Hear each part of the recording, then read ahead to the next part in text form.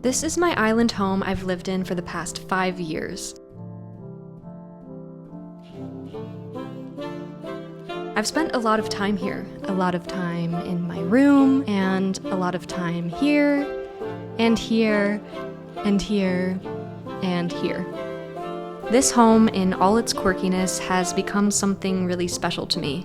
It's become my own healing arts center, my own school of arts.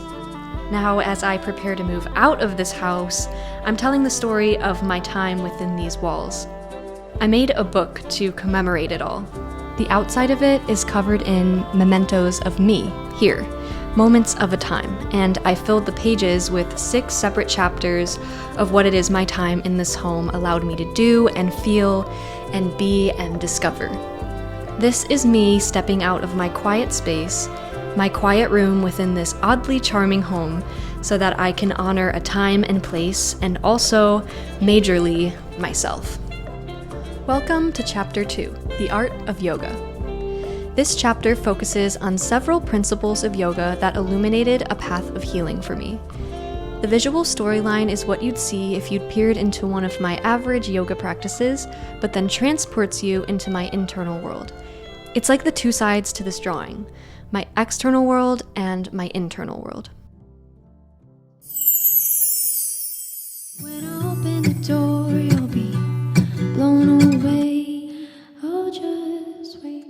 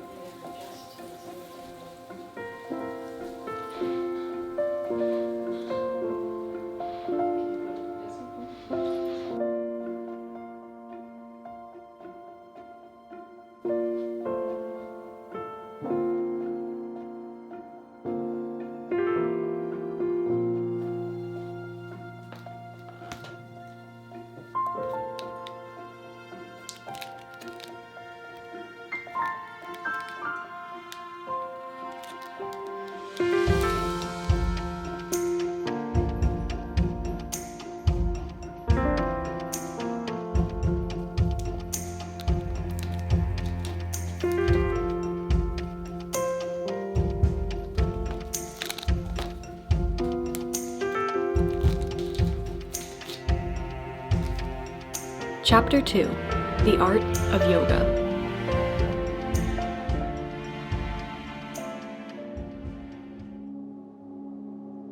Yoga is an art of discipline, roaring with wisdom that sets the practitioner free.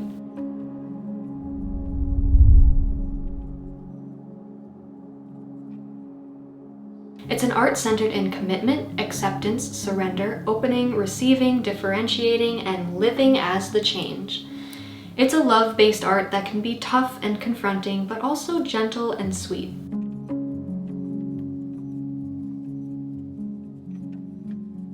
It's a space that holds you protectively so that you can let your walls down and meet yourself exactly where you're at. It's a training ground and a retreat space. It's an art of embodiment. We practice what it feels like to commit, to accept, to surrender, to open and expand, to close and contract, to receive. You learn to distinguish your internal world from your external world. You learn to identify what works and what doesn't for you.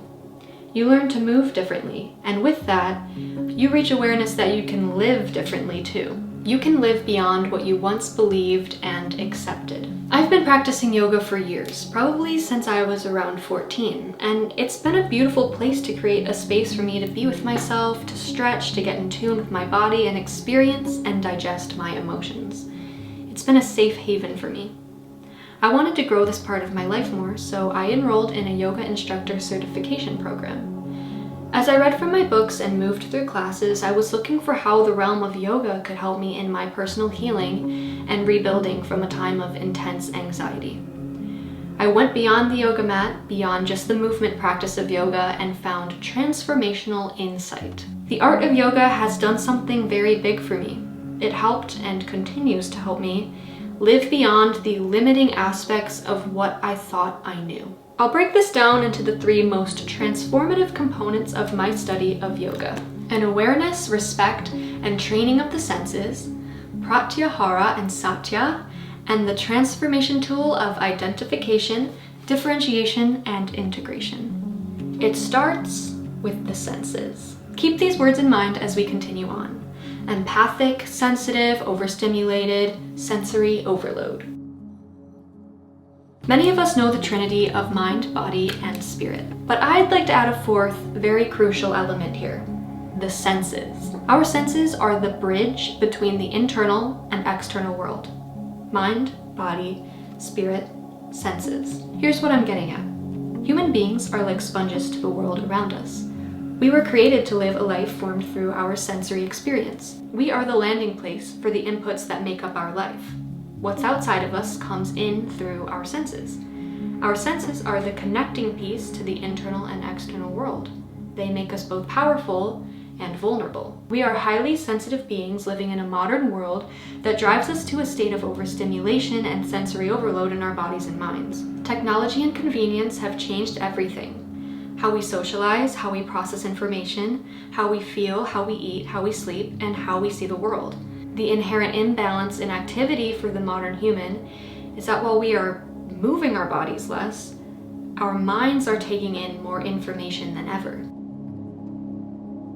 So the very driving force of our lives, the very thing our life experience is curated through, what we see, hear, taste, touch, and smell, is being heavily taken advantage of.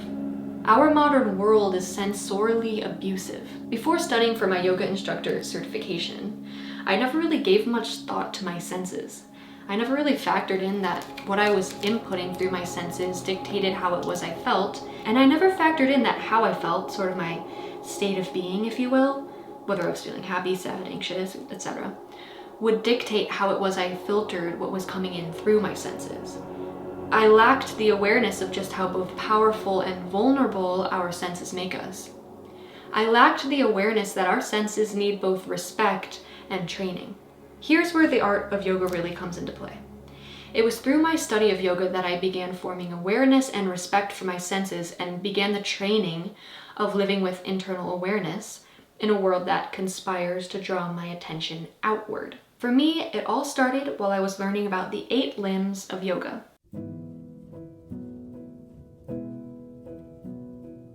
The 8 limbs of yoga provide guidelines for living a meaningful and purposeful life. Within these 8 limbs is limb 5. Limb 5 is Pratyahara, or sense mastery or sensory withdrawal, and it is the control or withdrawal from the 5 senses. When we practice Pratyahara, we shut off the external flow of data, giving ourselves the opportunity to retreat within. When we take command of our senses, we are able to steer ourselves down the path of health, integrity, and joy.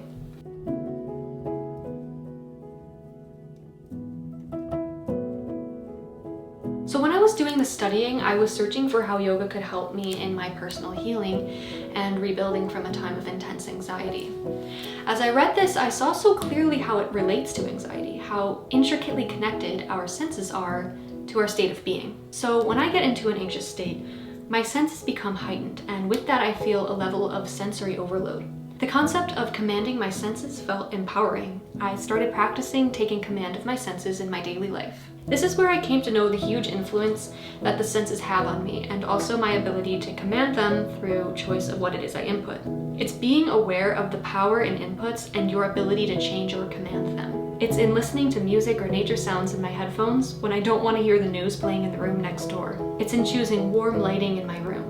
It's in paying attention to how what I watch and do on my phone makes me feel, and choosing to consume the stuff that makes me feel good. Overall, it's in recognizing which things I consume make me feel good and which ones make me feel bad, and choosing to alter them, and therefore alter what it is my senses are consuming. It's in creating awareness of your senses.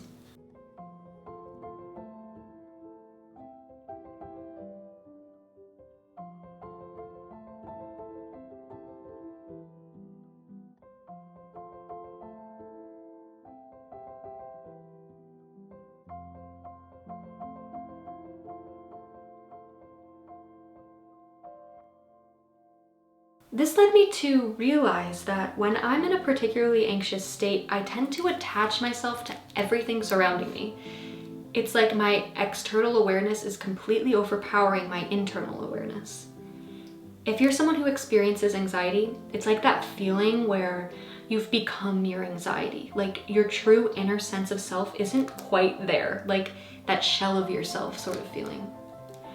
I realized that in those moments, I tend to be completely consumed by what my senses are picking up. The information my senses are bringing in from the external world to my internal world becomes overwhelming. This then gave me the realization that sometimes in an anxious state, it's the opposite. I'm so consumed in my mind by thought and mental imagery that I lose touch with my senses.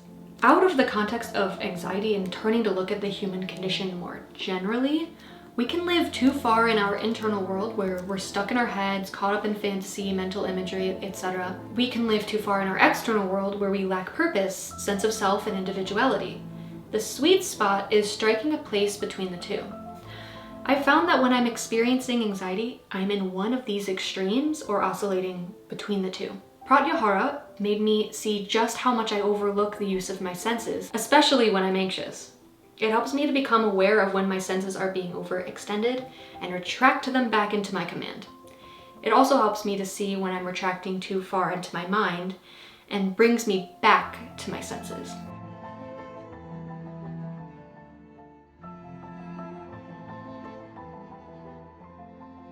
Pratyahara brought me an understanding of the importance of training my senses so that I can feel more balance between my internal and external worlds. It creates a practice for me in my daily life to build up my ability to have my senses be more so intentionally directed, as opposed to them having a mind of their own, as in be out of my personal awareness and therefore out of my command.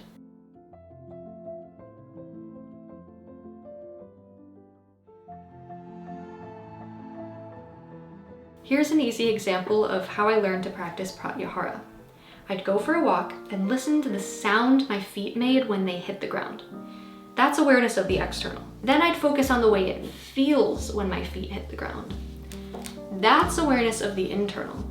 This practice is simple but powerful because it attunes me to my different senses and allows me to practice focus. In this practical practice of Pratyahara, you are trying to focus on one thing without being disturbed by anything else that your senses pick up. So ultimately in daily life, practicing sense mastery allows you to withdraw from, selectively attend to, or ignore sensory temptations. This is hugely helpful in our modern, overstimulating world.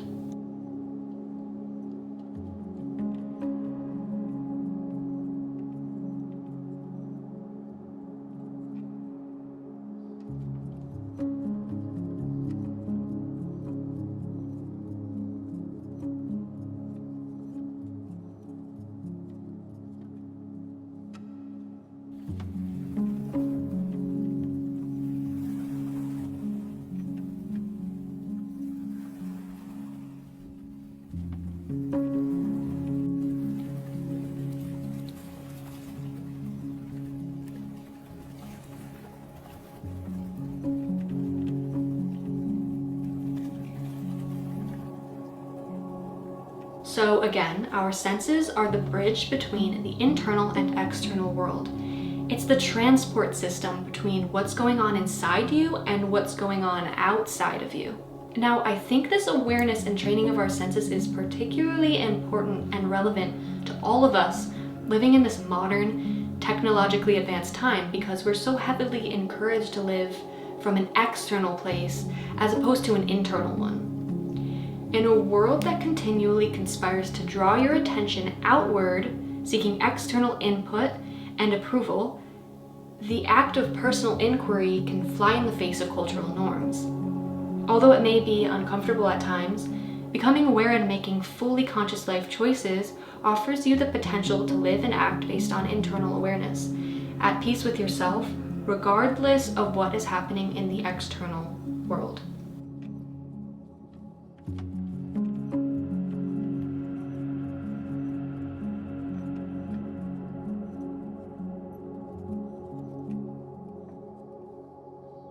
Living with a level of sensory awareness protects us and fortifies our walls, fortifies our filter between the outside and the inside so that we can live a more so balanced life between our external and internal experiences.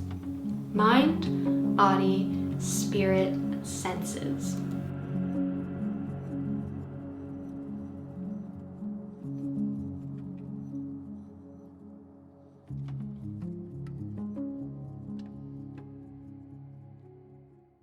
There was one other limb of yoga that particularly stood out to me in my studies and in my mission to discover how the realm of yoga could help me in my personal healing and rebuilding from a time of intense anxiety. And that was the first limb out of the 8 limbs of yoga, which is Satya, or truthfulness. And it says, by aligning our speech and actions with truthfulness, or Satya, we stand on invincible ground. When our minds become murky, we are imprisoned within our self-created confusion.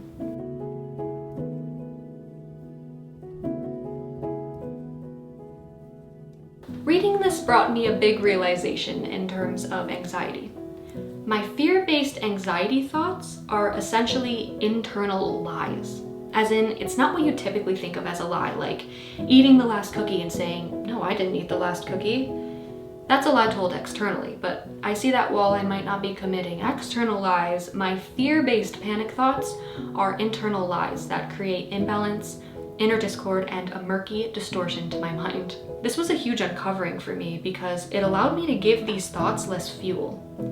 Be curious about, rather than simply believing, your initial responses.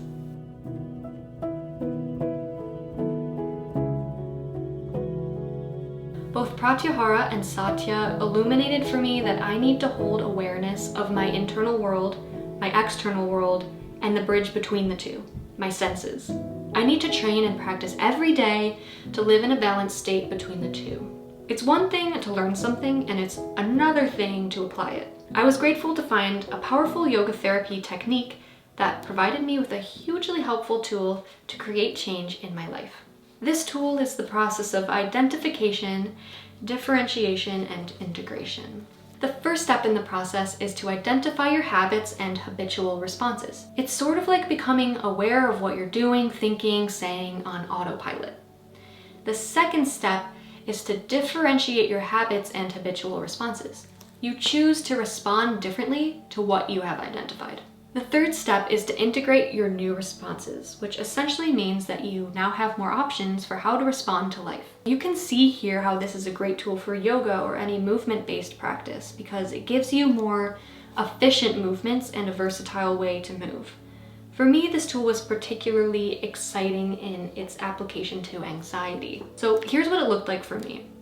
I identified my habits and habitual responses, places that made me feel anxiety, times of day that made me feel anxiety, the way my internal voice spoke when I was feeling anxiety, the way I was holding my body when I was anxious, etc. Then I differentiated these responses. I stopped choosing to instantly believe these habitual responses. I chose to speak differently to my anxious self with a tone of levity, assurance, gentleness, and assertiveness. I chose to physically look upward and move around more in places where I tend to feel anxious because I identified that I habitually get stiff and hunched inward when I'm on guard. I made many seemingly small differentiations in both how I moved and how I thought and how I responded to myself.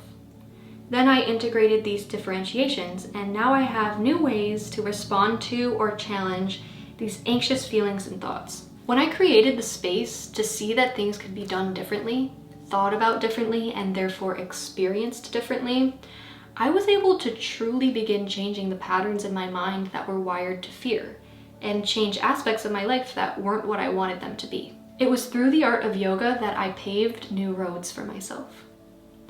Now, all of this can seem very grand and serious and broad, so I really just want to finish this off by saying that there is so much levity and fun and humor and character building that comes with recognizing that things can be done differently.